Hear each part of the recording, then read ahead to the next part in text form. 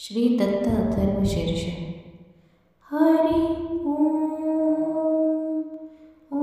नमो भगवते दत्तात्रेयाय अवधूताय दिगंबराय विधिहरिहराय आदितत्त्वाय आदिशक्तये त्वं चराचरात्मकः त्वं सर्वव्यापी सर्वसाक्षी त्वं दिक्कालातीतः त्वं द्वन्द्वातीतः त्वं विश्वात्मकः त्वं विश्वधार विश्वेशः विश्वनाथः त्वं विश्वनाटकसूत्रधारः त्वमेव केवलं कर्तासि त्वं कर्तासि च नित्यं त्वम् आनन्दमयः ध्यानगम्यः त्वम् आत्मानन्दः त्वं परमानन्दः त्वं सच्चिदानन्दः त्वमेव चैतन्यः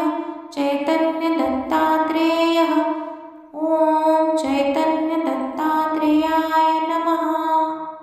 त्वं भक्तवत्सलः भक्ततारकः भक्तरक्षकः दयाघन भजनप्रियः त्वं पतितपावनः करुणाकरः भवभयहरः त्वं भक्तकारणसम्भूतः अत्रिसूतः अनुसयात्मजः त्वं श्रीपादश्रीवल्लभः त्वं गाणगाग्रामनिवासी श्रीमन्नृसिंहसरस्वती त्वं श्रीनृसिंहवानः अक्कलकोटनिवासी श्री स्वामी समर्थः त्वं करवीरनिवासी परमसद्गुरु श्रीकृष्णसरस्वती त्वं श्रीसद्गुरु माधवसरस्वती त्वं